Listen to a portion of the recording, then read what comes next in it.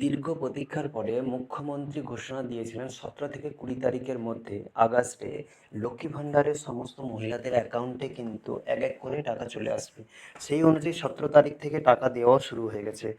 অধিকাংশ মহিলার অ্যাকাউন্টে বর্তমানে টাকা প্রবেশ করেছে 3,000 টাকার কাছে মাসিক, যেটা আসার কথা ছিল।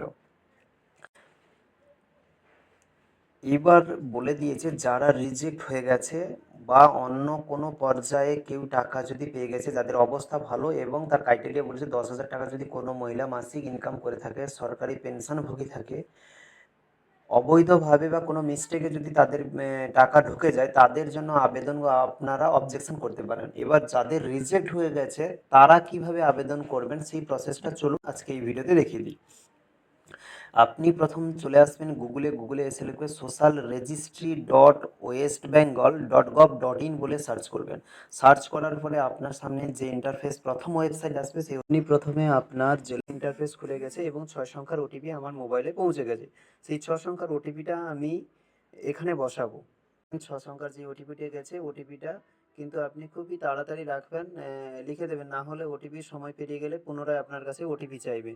তাই সেটা না করে আপনি যাচাই এবং চালিয়ে যান বলে এই অপশানে ক্লিক করে এগিয়ে যাবেন, কে বলে দিচ্ছে, কারণ উনি এখনো পর্যন্ত টাকা পায়নি, যেটা প্রসেস দেখে বোঝা যাচ্ছে।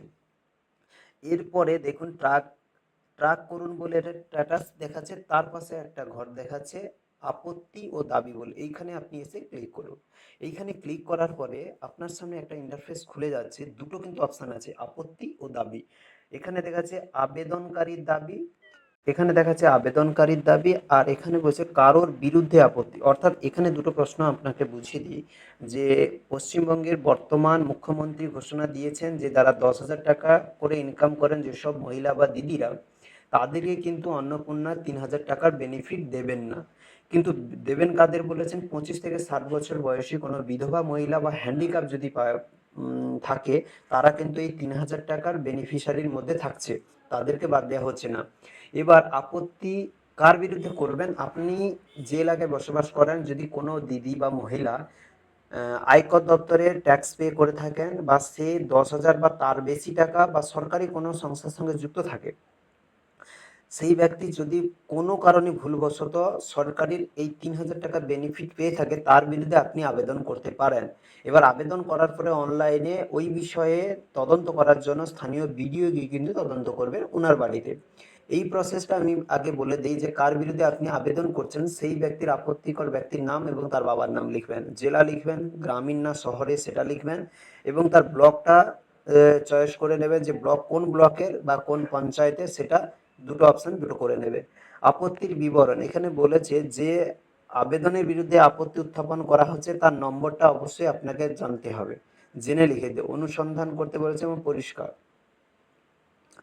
এখানে লেখার পরে এবার আবেদনকারী পশ্চিমে আপত্তি কি জন্য করছেন সেই বিষয়ে এখানে 4টা পয়েন্ট দেওয়া আছে। ওই 4টা পয়েন্টের মধ্যে আপনি যেগুলো হবে সেগুলো ক্লিক করে আসবেন, যেগুলো হবে এতে ক্লিক হবে, কারণ আপনি 4টা বা 2টো বা 3টাতে ক্লিক করলে হবে না, যে কোনো একটাতে আপনাকে ক্লিক করতে হবে। এবার মন্তব্যটা আপনি লিখতে হবে, যে ওই ব্যক্তি কি কারণে টাকাটা পেয়ে গেছেন বা উনি কি কাজ করেন, সেই বিষয়ে পুরো ডিটেলস আপনাকে 1000 শব্দের মধ্যে লিখে দিতে হবে।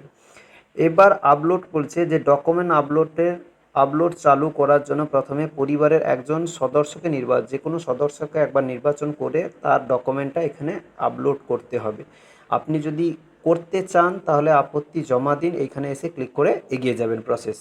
এবার চলুন, আপনি যদি আপনার ফর্ম রিজেক্ট হয়, আপনি বেনিফিশিয়ারি, কিন্তু আপনি যে কোনো কারণে আপনার ফর্মটা বাতিল হয়ে গেছে, আপনি কিন্তু পাওয়ার যোগ্য।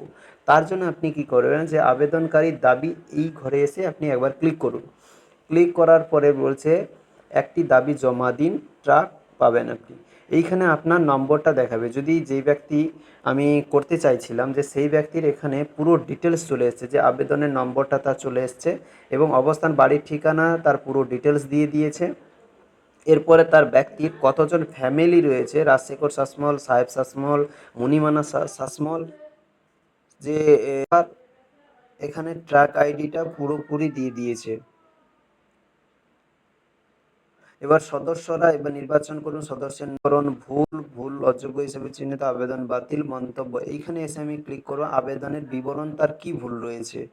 এখানে মন্তব্যে রয়েছে মণিমালা মহিলা হওয়ার কথা, পুরুষ যে কোনো কারণে হয়ে গেছে তার জন্য আমি করে দিয়েছি।